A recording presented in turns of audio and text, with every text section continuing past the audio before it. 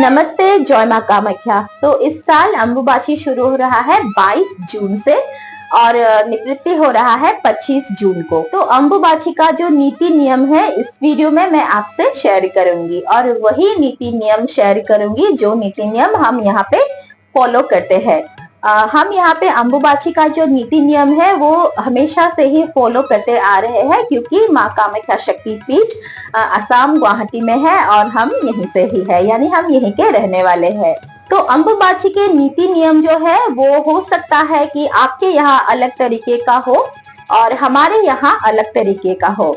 और अगर आपके वहाँ पहले से ही कुछ नीति नियम अम्बुबाची के ऊपर प्रचलित है, आप वही फॉलो कीजिए और चाहो तो आप मेरे बताए गए इस नियम को भी फॉलो कर सकते हो। तो अम्बुबाची शुरू होने से पहले हम मंदिर का जो मूल द्वार है, चाहे हमारे घर के मंदिर हो या फिर सामाजिक तौर पर बनाया गया मंदिर हो, मंदिर का मूल द्वार हम उस समय बंद कर देते हैं, यानी उस समय देवी देवताओं के दर्शन करना निषेध होता है। और उन दिनों पूजा पाठ जो हम रेगुलरली करते हैं, नॉर्मल पूजा पाठ जो करते हैं वो बंद रहता है।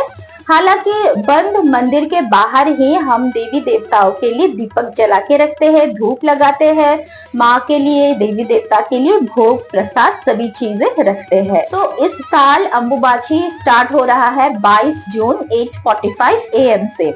तो 8:45 यानी 8:45 की पहले ही हम अपने घर का मंदिर हो या फिर सामाजिक तौर पर बनाया गया मंदिर का मूल द्वार बंद कर देंगे। और तो सुबह का समय है, तो उससे पहले हम माँ को जरूर पूजा अर्चना करेंगे रोज की तरह। और अगर दिया जलता रहता है उस समय तक, यानी मंदिर बंद करने के समय तक, तो दिए को अच्छे से सावधानी से, जलते हुए दिए को मंदिर से हम निकाल के बाहर ही अच्छे से आसन पर रख देंगे।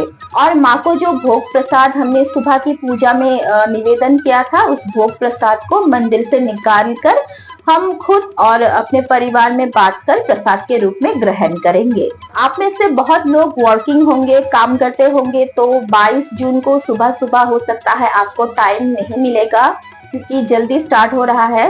तो इस हालात में आप चाहो तो 21 जून की शाम को या फिर रात को भी आप सभी नीति नियम करके मंदिर को ढक सकते हो।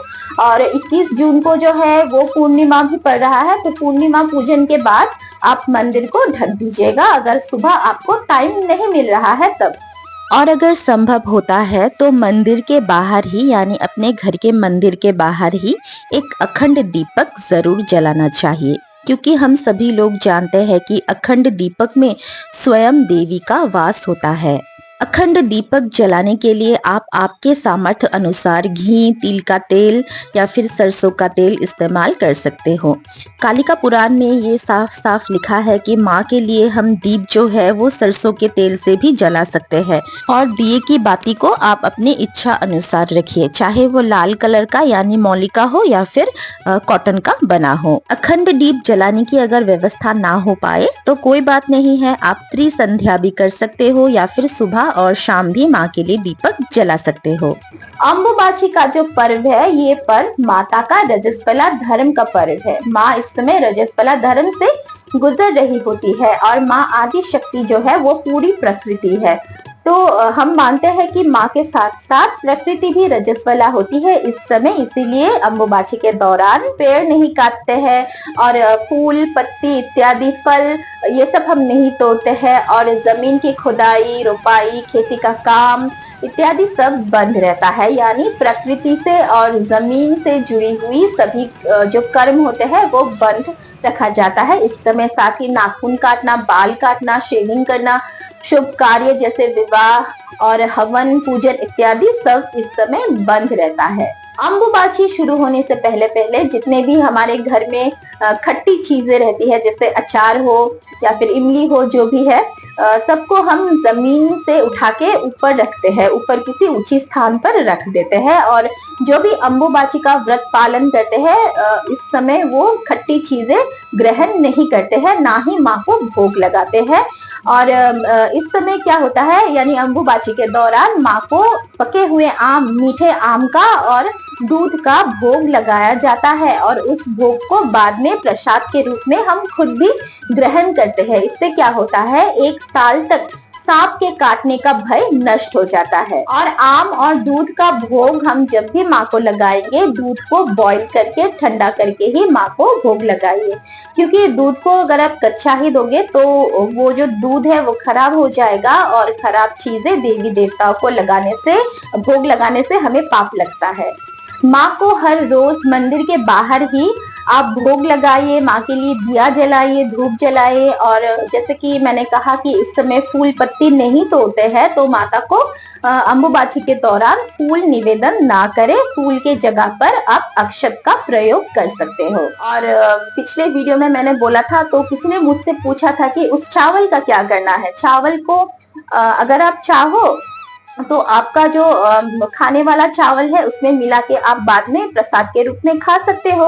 और अगर आप उस चावल को खाना नहीं चाहते हो तो किसी भी साफ जगह पे या फिर पेड़ के नीचे आप रख के आ जाइए, बाकी जो करना है चिड़िया कर लेगी। अम्बुबाची के दौरान हमारे यहाँ बहुत सारी जगहों पे लोग उपवास भी करते हैं, व्रत करते हैं और जमीन पे रात को सोते हैं।